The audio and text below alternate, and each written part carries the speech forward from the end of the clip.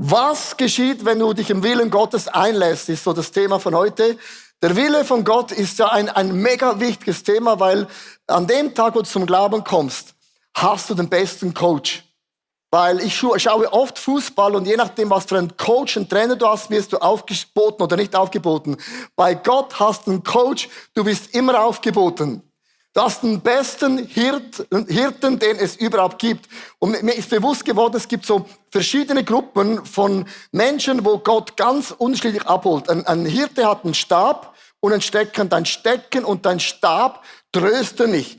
Der Stab hat vorne eine Biegung und die einen von uns sind bei Gott ein bisschen schon zu weit gelaufen. Dann nimmt der Hirte den Stab, macht sorry, und er zieht dich wieder zurück. Die einen muss Gott zurückziehen. Denn die einen sind so eingeschlafen, dass der Hirte nimmt den Stab und pusht den Stab scharf von hinten. Das Schaf sagt, hör auf! Lass mich in Ruhe. Die einen sagen Gott, hör nicht auf, bis du aufhörst zu mähen. Dann der Stecken hat man einem wilden Tier angeworfen und sagen, ich habe Autorität, go away.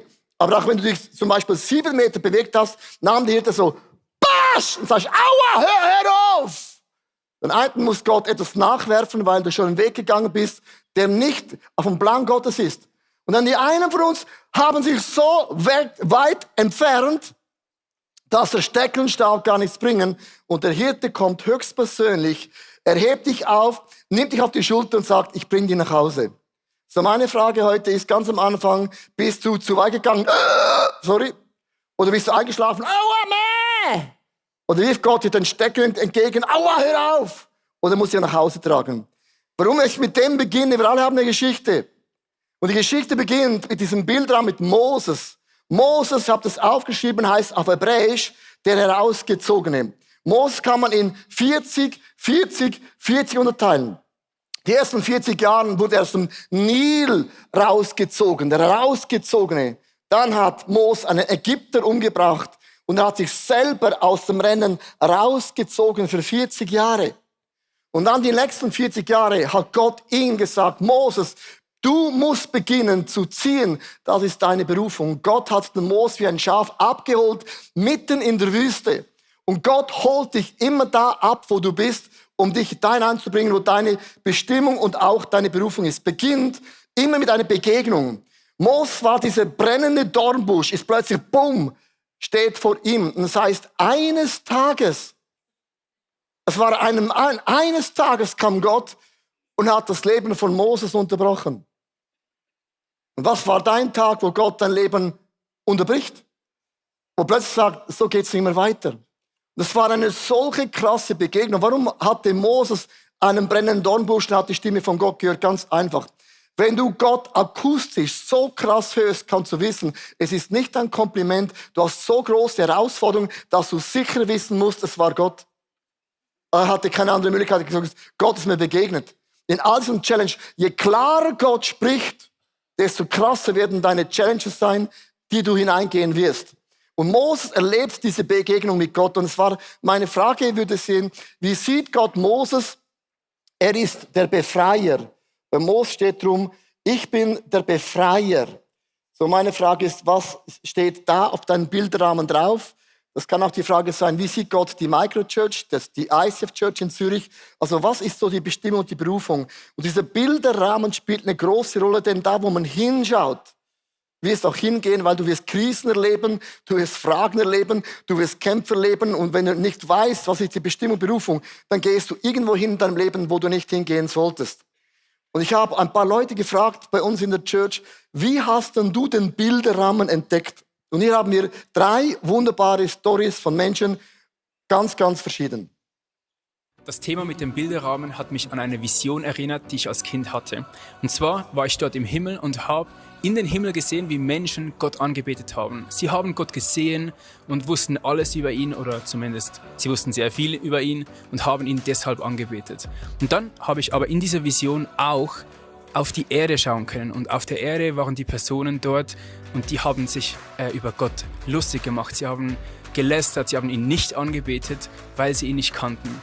Und dort zerbrach mein Herz innerlich und es hat mich so oder hat mir den Wunsch gegeben, den Menschen Gott näher zu bringen, ihnen Gott aufzuzeigen, wer Gott ist, weil es hat mir so Schmerzen zubereitet, das zu sehen, dass sie nicht Gott die Ehre gegeben haben. Und das Thema Bilderrahmen hat genau diese Vision hervorgebracht und mir wieder aufgezeigt, dass ich habe das hier aufgeschrieben, lernen soll zu sprechen, und zwar zu sprechen, damit die Menschen durch meine Worte näher zu Gott kommen. Diesen Sommer habe ich mir ganz bewusst Zeit genommen und einfach Gott gefragt, was denkst du eigentlich über mich? Und so habe ich während 5 Wochen die Punkte aus der Message einfach bewegt. Und bevor ich Zeit mit Gott verbracht habe, Bibel gelesen, gebetet habe, einfach einen Fokus auf diese 2 bis 3 Fragen und gesagt, hey, bitte sprich zu mir, wenn du mir was sagen möchtest, wie du mich siehst. Und ich habe wirklich erlebt, einfach wie Gott zu mir spricht, habe diesen Bilderrahmen ausgefüllt. Und da hat Gott wirklich ganz konkret gesprochen, zum Beispiel, wie er mich sieht als Vater, wo er gesagt hat, hey, was ist mein Fokus? Ich stehe als Vater, der segnet, Wahrheit spricht, Ehrfurcht lebt und Generationen prägt. Ich habe wirklich erlebt, wie einfach diese Gedanken von Gott für mein Leben mir neuen Fokus geben und mich ermutigen, und erlebt, dass, wenn ich mir Zeit nehme und auf Gott höre, dass er dann zu mir spricht. Dieses Thema mit dem Bilderrahmen hat mich zuerst ein bisschen unter Druck gesetzt, ein bisschen sogar überfordert, denn für mich war plötzlich so die Frage, was schreibe ich alles auf? Ich würde auch gerne ganz viele Dinge aufschreiben, aber welche Bereiche zählen jetzt? Es gibt so viele Dinge, da möchte ich mich vielleicht noch entwickeln oder da möchte ich nochmals eine Vision dafür kriegen. Aber wo beginne ich jetzt nun konkret? Und irgendwann habe ich plötzlich gemerkt, hey, vielleicht ist es gerade eher bei mir dran, nochmals den Fokus darauf zu setzen, was mein Herzschlag schon mein Leben lang ist. Nämlich, dass ich mein Leben für Jesus Christus leben möchte, ihm dienen möchte und mein Leben ihm voll und ganz hingeben möchte. Und ich habe gemerkt, das ist so ein essentieller Punkt in meinem Leben, und ich darf mich auch einfach mal zuerst nochmals an dem festhalten, auf den fokussieren und in dem drin einfach sagen, okay Gott, hier ist mein Leben, ich möchte dir mit allem, was ich bin und habe, dienen und es dir hingeben, und du zeigst mir den nächsten Schritt. Come on. Also, so der Bilderrahmen, ich möchte noch eintauchen. Was steht da drauf? Bei Mose stand, du wirst das Volk retten. Das war seine Bestimmung. Also was steht auf deinem Bilderrahmen? Es lohnt sich da ein bisschen zu catchen und zu kauen. Und warum ist dieser Bilderrahmen wichtig? Weil du wirst verschiedene Phasen durchlaufen. Ich werde euch erklären, Moses, es ist nicht so, Gott ruft und dann ist alles in Paletti und gut, sondern du wirst ganz verschiedene Phasen durchlaufen. Ich habe die Wachstumsphasen, über die ich sprechen möchte. Es gibt zuerst eine Zweifelsphase. Eine Zweifelsphase war gewesen bei Moses, wenn Gott dich ruft, ja, also Gott, schau mich mal an. Und die Zweifelphase ist nicht unlogisch, weil du schaust in den Spiegel und sagst, das sind aber meine Fakten. Moses hatte 5 Argumente gebracht, die 5 Abers, hat gesagt zu Gott, Gott, erstens, wer bin ich, dass ich nach Ägypten gehen kann zum Pharao, zum nächsten Mann der Welt und sage, let my people go, oh lieber Pharao, let my people go. Wir lesen das so völlig krass, aber der mächtigste Mann der Welt gehst du hin und sagst, hey, deine Sklaven, die für dich gratis arbeiten, lass sie gratis ziehen. Ist eine Bombe. Dann zweitens, Gott, wer bist du? Ich habe dich noch gar nie gesehen. Also vom Hören sagen, aber ich habe dich noch nie gesehen. Sie werden mir nicht glauben. Und ich kann auch nicht gut reden. Und jetzt kommt der Klassiker. Ich kenne da in meiner Small Group Microchurch andere, die sind ready. So, das waren die Argumente. Wenn Gott dich ruft, hast du mega viel Gründe, sie sind logisch. Logisch ist nicht theologisch. Gott denkt nicht logisch, Gott denkt theologisch. Das heißt, Gott denkt logisch und göttlich. Mit anderen Worten, ist es nicht krass, dass der Teufel oft mehr an unsere Talente glaubt als du selber? Weil sonst würde der Feind uns nicht versuchen, bremsen, töten, mobben. Er sieht Dinge in uns, die wir nicht sehen. Wir sind immer da, aber Gott, du siehst meine Arbeit und da und das und das und das. Ich möchte euch ganz einfache Grafik erklären, was ist die Logik. Ihr kennt das aus der Schule. Man hat 9 Punkte. Man muss es einmal mit 4 Strichen alle Punkte verbinden. Jetzt kommt die Logik. Man geht da mal 1, 2, 3, 4. Oh, Backe. Nein, ist noch vorig, oder? Okay, falsch angefangen, mach's nochmal neu. Du kannst auch so machen. 1, 2, 3, 4. Backe. Geht nicht auf. Wer kennt das? Das ist die Logik, wie wir denken, wie man das machen muss. Göttliche Logik, wenn Gott dich beruft, ist ganz einfach. Du beginnst mit dem 1 und jetzt schau, was Gott macht. Er geht einfach über den Rand. 2 über den Rand und es gibt 4. Und Gottes Logik beginnt immer hier an der Peripherie. Er sieht Dinge in uns, ein Pfeil, oh meine Güte, er sieht Dinge in uns, die wir oft nicht sehen. Und Gottes Reich beginnt immer da an der Peripherie, wo wir Dinge nicht sehen, die aber in uns drin sind. Jetzt überlegt ihr mal ganz gut und logisch, wenn Moses Schafe hüten kann, und wir hatten Schafe zu Hause, ich weiß, was ein Schaf ist, don't blame me, komm aus dem Rheintal, da hat man noch Tiere. Die Zürcher, die essen Tiere, aber wir hatten noch Tiere. Schafe, liebe Leute, wenn du die leiten kannst, gibt es keine Person in der Church, die nicht leiten kannst. Und Gott hat gesagt, du hast Schafe geleitet. Dann kannst du auch ein halsstarriges, stures, kleines Volk leiten. Ist das same. Das heißt, die Begründung von Moses war nicht mal logisch und schon gar nicht theologisch. Gott hat das gesehen, was er nicht sagt. Es beginnt immer mit einem Zweifel. Zweitens, es braucht eine Gehorsamsphase. Gehorsam bedeutet, ohne dein Ja macht Gott gar nichts. Du musst immer noch Ja sagen müssen. Mose hätte sagen können, oh Gott, das ist ein ganz blöder Zeitpunkt. Ich habe gerade ein Start-up begangen mit neuen Schafen. Und ich habe expandiert mit meinen Kindern. Das ist eine ganz nicht gute Phase. Maria hätte sagen können, als der Engel kam, du wirst schwanger werden, oh, das passt gar nicht, ich bin Teenager. Ich möchte jetzt ein Tattoo machen, noch in eine Wege gehen, weil ich selber lerne zu arbeiten und dann möchte ich noch eine Weltreise machen. Aber wenn ich das alles gemacht habe, Gott, dann come on, call me in. Ich habe noch nie gehört eine Geschichte, wo Gott sagt, ich warte, bis es dir alles passt. So, meine Frage ist, darf Gott unser Leben unterbrechen? Und wenn du nicht Ja sagst, wird Gott immer deine Entscheidung tolerieren. Gott ist ein Gentleman. Rainer Bonke, ich war ein Fan von ihm, er ist aus Deutschland, er hat gepredigt, so in the name of Jesus, hat geschrauen, hat mir gefallen. So ein bisschen meine Kultur direkt in dein Gesicht rein. Und er hat die Millionen Menschen in Afrika, auf der ganzen Welt das Evangelium erklärt. Und er hat Gott eines Tages gefragt, wie siehst denn du mich? Bin ich eigentlich der, den du berufen hast für Afrika? Und Gott hat gesagt, nein. Du warst nicht Plan A.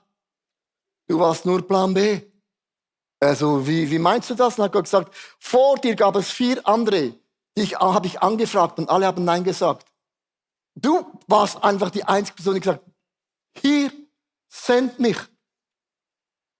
Und viele von uns, und ich sage es auch zu mir, wenn Gott dein Leben unterbricht, ist immer die Reaktion, oh nein, Gott will etwas von mir wegnehmen. Es heißt hier in 2. Moses 4, Vers 20, Moses ließ seine Frau und die Söhne auf einen Esel steigen und machte sich auf den Weg zurück nach Ägypten. Jetzt Achtung, den Stab Gottes nahm er mit. Als Moses Ja sagte, hat sich der Stab, es hieß der Stab von Moses, und das war seine Arbeit, das war seine Identität, hat sich geändert in einen Stab Gottes, in Autorität. Dem Moment, wo du Ja sagst zu Gott, ändert sich deine Umgebung. Vom Stab Moses zum Stab Gottes ist die Autorität. Was ist der Unterschied? Wenn du Ja sagst zu Gottes Wege, geschieht etwas ganz Interessantes. Plötzlich träumst du über eine Person und denkst, wieso träume ich? Heiliger Geist, wieso habe ich geträumt von dieser Person? Was willst du sagen? Wie willst du mich brauchen? Und wie kann ich ein Segen sein?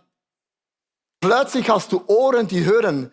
Wenn du Ja sagst zu Gottes Wegen, hörst du Dinge sprechen von Menschen links und rechts und denkst du, warum kritisiert die Person? Warum ist die Person negativ? Und plötzlich überlegst du, Heiliger Geist, kann es sein, dass du mir was sagen willst zu der und zu der Person? Plötzlich ändert sich deine Zunge, deine Ohren, deine Gedanken und auch dein Herz.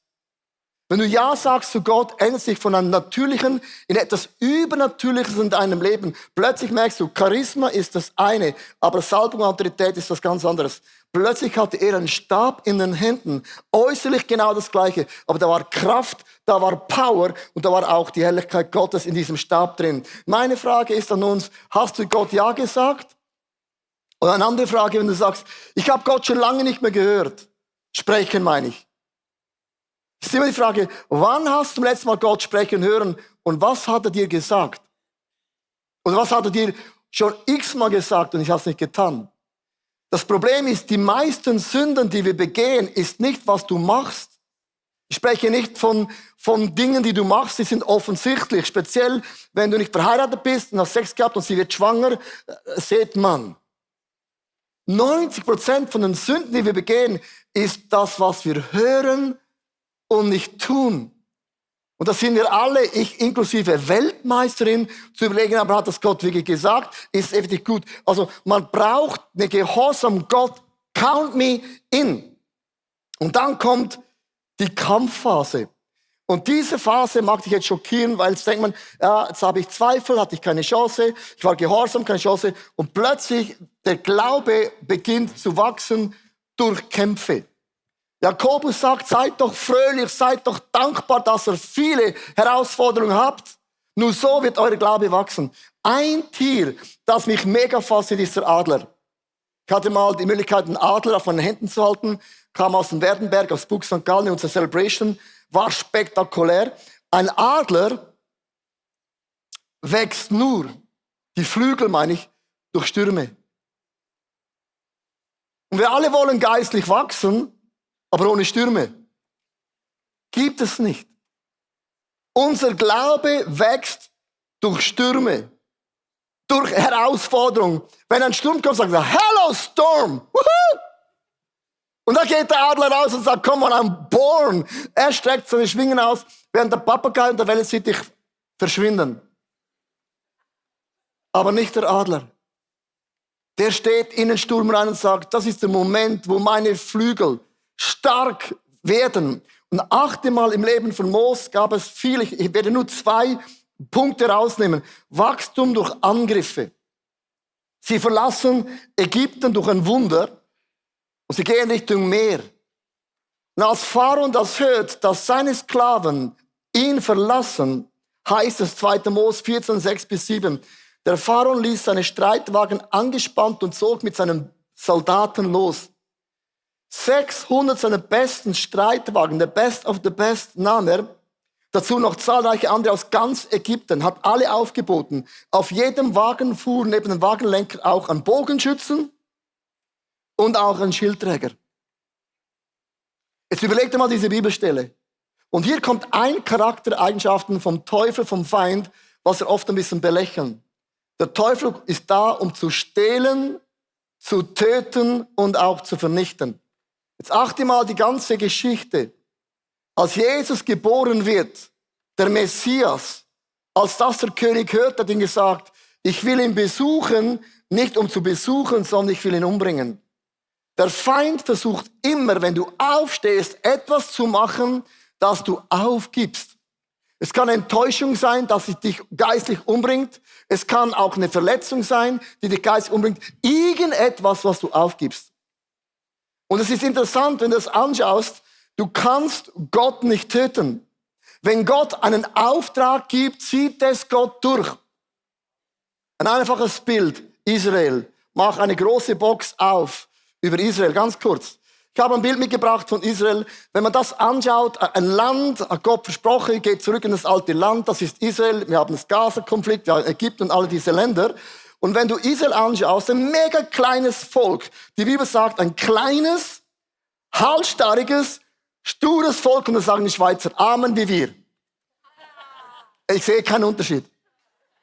Wirklich, sorry, wenn ich das sage, ich bin auch ein Schweizer, ich spreche von mir.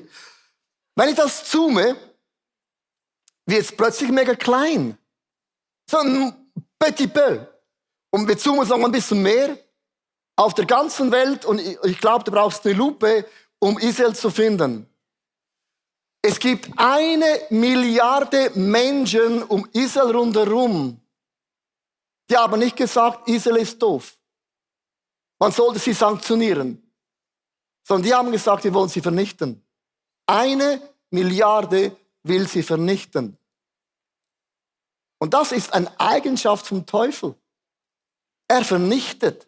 Es geht nicht um, du bist doof, ich mobbe dich, sondern Vernichtung, liebe Leute, ist immer, was geschieht, wenn du Gott beginnst nachzufolgen, wirst du einen Moment haben, wo Menschen, wo der Teufel, was auch immer dir entgegensteht und dir versucht, den Stecker zu ziehen. Und ich kann dir heute viele Beispiele aus meinem Leben erzählen, aber es geht jetzt nicht um mich. Aber du weißt genau, was ich meine. Wo einfach, es braucht einen Moment und der Stecker ist gezogen. Widerstände ist nicht, dass du sündigst. Widerstände ist ein Zeichen, du bist on track. Du bist mit Gott total unterwegs. Der glimmende Docht über Israel wird nicht erlöschen. Und das geknickte Rohr wird nicht zerbrechen. Und wenn du über die Gnade Gottes verstehen willst, dann schau Israel an. Ich sage nicht, alles, was sie machen, ist richtig. Ist gar nicht ein Thema. Aber wenn du von 1 Milliarde Menschen das Plan ist, wir wollen dich vernichten, überreagierst du nämlich auch. Weil der Punkt ist, du bist nicht in der Situation. Wenn du mit Menschen sprichst, die in Israel wohnen, sagen sie uns, ich habe keine Ahnung, was es heißt, wenn jeden Tag Bomben auf deinen Kopf geschossen wird. Du hast gar keine Ahnung. Vernichten, und ich finde dich doof, ist nicht das Gleiche. Du wirst immer in deinem Leben eine Kampfansage haben, was sich immer wieder Anschlag bringt. Aber Gott kommt zum Ziel. Interessant ist zum Beispiel, in China ist der Glaube verboten. In China darfst du nicht evangelisieren. Und der Staat hat gesagt, es gibt keine Kirchen. Und wenn du Gottes Reich unterdrückst und angreifst, dann gingen die Christen in den Untergrund und sie wachsen größer als jemals zuvor. Du kannst das Reich Gottes nicht stoppen. Und lass dich nicht stoppen in deinem Leben. Never ever. Angriffe. Das zweite, Wachstum durch Misstrauen. Und jetzt komme ich zu einem Punkt, der ist, glaube ich, der schwierigste von allen Punkten, weil der Feind von außen finde ich mega einfach. Von Kuktung, Bungung, Nord, Süd. Aber was ist, wenn es deine eigenen Leute sind? Moses 12, Vers 3. So spricht der Herr etwa nur durch Moses. Hat er nicht auch durch uns geredet? Merkst du ein bisschen so, warum leitest nur du? Wieso machst nur du das? Und wieso nur du? Also wir sind doch alle auch noch da. Kennst du diese Sätze? Moses schwieg dazu. Meine Güte, ich hätte Coaching gebraucht. Er war ein zurückhaltender Mann. Moses, das bin ich nicht. Demütig, da bin ich dabei. Sagen auch die Stolzen, gell? Also ich kann mich jetzt da einklinken. Er war demütiger Menschen, aber der Herr hat alles gehört. Was Aaron und Miriam gesagt haben. Was dann geschah ist, Gott verfluchte Miriam mit dem Aussatz. Der schlimmste Kampf ist inwendig. Wenn in deiner Familie, deinem Freundeskreis Menschen Pfeile auf dich schießen. Wie hat Moses reagiert? Aaron hat gemerkt, Gott ist sauer. Und Aaron hat gesagt, Moses, es tut mir leid, bitte bet für uns. Es kommt die härteste Lektion, was es gibt, wenn deine Feinde oder Freunde dich beleidigen, gehst du auf die Knie und betest, Herr, hab Erbarmen mit mir. Und dieses Gebet kommt fast nicht über meine Lippen, weil ich denke, das ist nicht fair. Jesus sagt am Kreuz, Vater, vergib ihnen. Sie haben keine Ahnung, was sie mir angetan haben. Dieses Gebet, das zu beten, ist crazy. Und du beginnst dann zu wachsen, wenn deine Freunde, deine Feinde, die eifersüchtig sind, die alles in dir den Weg stellen, dann auf die Knie zu gehen und sagen, Vater, ich bete für sie, dass du ihnen gnädig bist. Da beginnt deine Autorität, wo du Gott an deiner Stelle kämpfen kannst. Wenn ich so bete, warum bete ich so? Weil es gibt genügend Platz im Reich Gottes. Ich habe noch nie erlebt, das Reich Gottes ist so klein. Es gibt viele Bühnen, es gibt viele Orte, es gibt verschiedene Kirchen. Ich zeige euch ganz kurz mal die Stämme.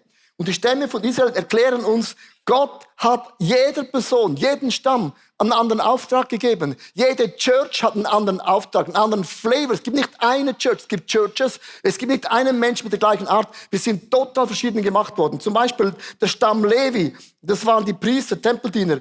Die haben kein Land besitzen dürfen. Juda war das Führungsteam.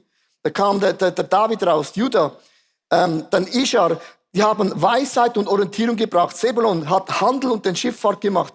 Dan, das waren die Richter. Der Aser, Fruchtbarkeit und Überfluss. Naphtali, Schnelligkeit und Freiheit. Also wenn ich das alles ganz kurz anschaue in einem Speed, möchte ich nur sagen, im Reich Gottes gibt es keinen Grund, auf irgendjemand eifersüchtig zu sein. Ich wüsste nicht, warum und wie.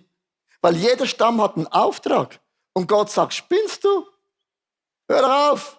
Moses leitet, du Miriam unterstützt, du bist der Rückenpanzer. Jede Person hat eine Aufgabe und ich beginne für Menschen zu beten, Vater, vergib mir. Sage ich, Vater, du hast jedem Stamm einen Platz gegeben und die Person, die mich kritisiert, du hast für die Person einen Platz im Reich Gottes. Zeig der Person wie den Stämmen den Platz auf. Wenn du das beten kannst, wirst du geistlich wachsen. Wenn du da stehen bleibst, wird Gott mit dir, mit mir uns an einen krassen Weg gehen, weil diesen Punkt wird der Adler am allermeisten wachsen. Wenn man in diesem Kampfphase durch ist, gibt es so eine Wüstenphase. Die Wüstenphase nenne ich nochmals eine Wachstumsphase. Die Wüste, die 40 Jahre, war nicht einfach so Däumchen drehen und nichts tun. In der Wüste, das war beim Weinstock auch so. Es gibt den Frühling, Sommer, Herbst und Winter. Wenn im Winter der Rebbaum abgeschnitten wird, ist er nicht tot. Es kann sich etwas zur Ruhe kommen, etwas wieder verwurzeln, ready werden für den Frühling. Die Wüste, liebe Freunde, lebt. Wenn du eine Wüstenzeit erlebst, wo du nichts geht in deiner Ehe, in deiner Familie, bei deinen Kindern, in der Church, im Glauben, ist, dass Gott etwas in dir macht. Ich habe eine Auflistung genommen, um ein paar Dinge zu erklären. Dein Vertrauen beginnt zu wachsen. Das Volk hat gelernt in der Wüste. Das Mannabrot kommt jeden Tag. Das Wasser sprudelt jeden Tag. Sie haben jeden Tag gesehen, Gott macht ein Wunder. Gehorsam. Wenn die Wolkenfeuer sich nicht bewegt, ja, dann bewege ich mich auch nicht. Da wirst du lernen, Gott gibt den Speed an. Demut. Es ist nicht meine Kraft, wir kommen aus der Wüste nicht mehr raus. Wir sind blockiert, vor uns das Land Kanaan und hinter uns Ägypten, wir sind blockiert. Manchmal bist du blockiert. Auf beide Seiten geht es nicht weiter. Und das ist der Moment, wo du einfach lernen darfst. Ich habe den Mut zu vertrauen, Gott ist stark. Du lernst Gemeinschaft. Du wirst Gott beginnen anzubeten, weil mitten im Lager war das Zelt, die Stiftshütte, in der Mitte. Und du wirst in der Wüste lernen, zu singen. Ich habe diese Woche immer diesen Refrain gesungen. Das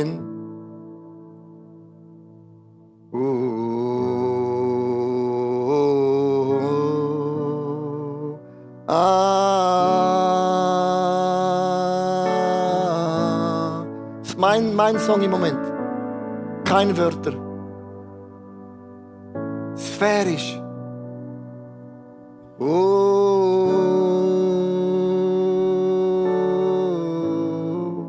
In der Wüste hast du manchmal einen Refrain.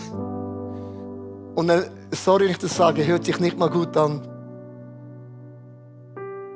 Aber in mir ist jede Phase macht etwas. In der Wüste werde ich meine Wurzeln schlagen zu meinem Schöpfer. Da lernst du deine Krone niederzulegen. Weil da hast du nichts mehr zu verlieren, stimmt's? In der Wüste legst du deine Krone nieder, du hast nichts mehr zu verlieren. Da sagen wir Gott, okay, ich ergebe mich, weil du hast eh nichts mehr.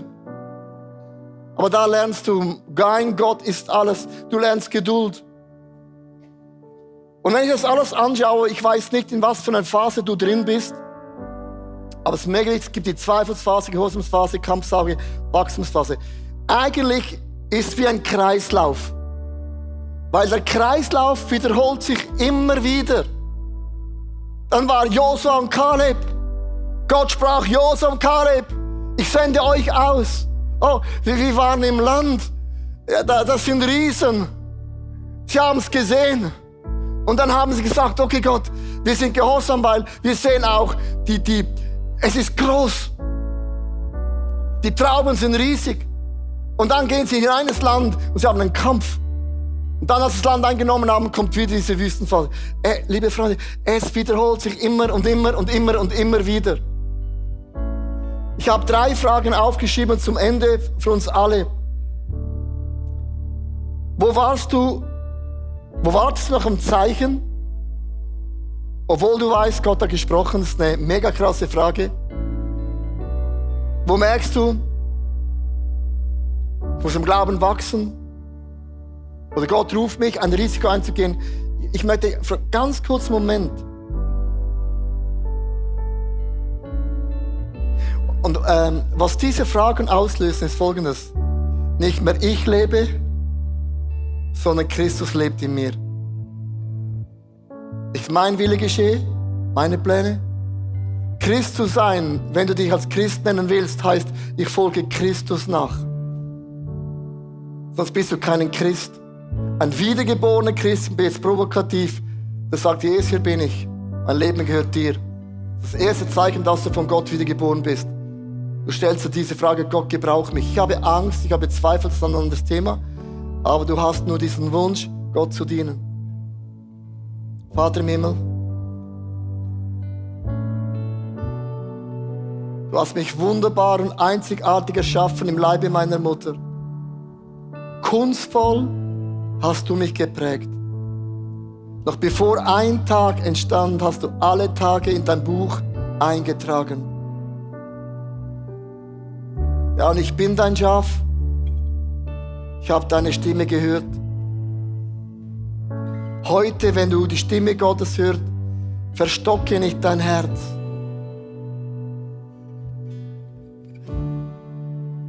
Wir alle hören dieses Flüstern Gottes.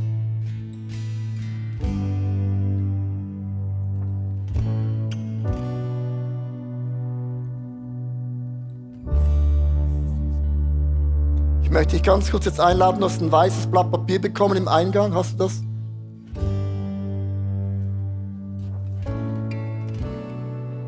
Ihr habt jetzt keine Scheibe bekommen, sondern wir sind ja digital. Aber ich möchte dich überleg dir, was schreibst du auf diesen Zettel? In welcher Phase bist du? Ist es Gehorsamsphase, Zweifelsphase, Kampfphase, Wüstenphase? So, in welcher Phase bist du drin? Weil jede Phase hat eine Challenge. Jede Phase hat ein Thema. Also nimm den Zettel, stell dir das vor. Und während du das überlegst und sitzen bleibst, auch in der Microchurch Online, wird unser Worship-Team uns einfach in einen Song führen, aber er muss nicht mitsingen, sondern er muss es überlegen. Und dann werden wir heute diesen Zettel zusammen vor Jesus bringen.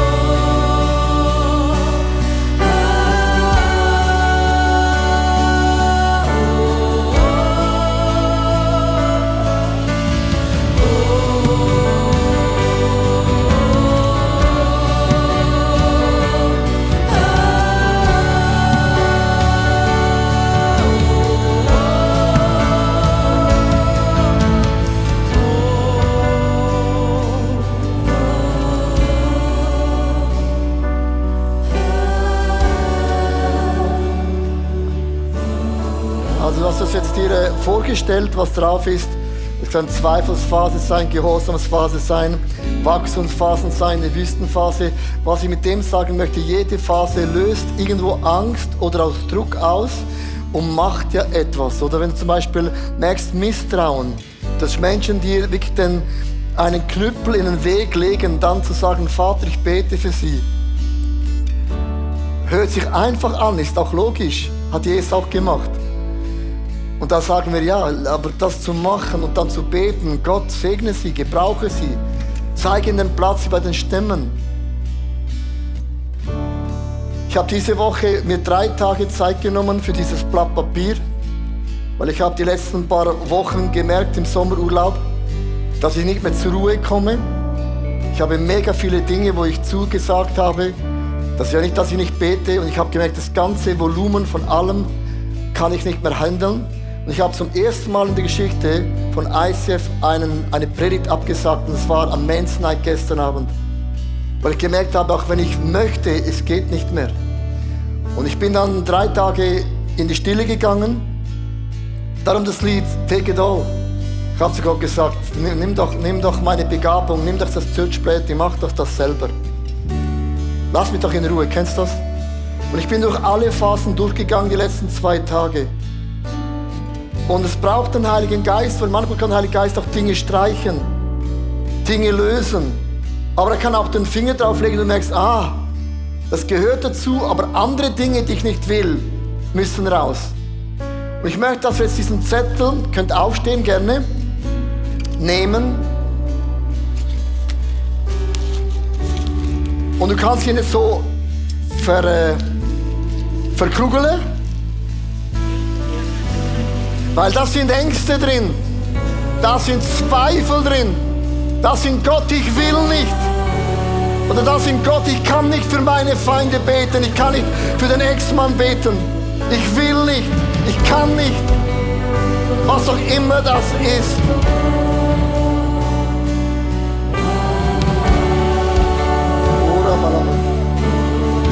So, jetzt nehmen wir das. Wir nehmen das. Und die Bibel sagt, alle eure Sorgen werft auf ihn. Are you ready? So, wir werden das jetzt wegwerfen. Zu Jesus. Sagen, Gott, ich gebe es dir weg. 1, schmeiß es.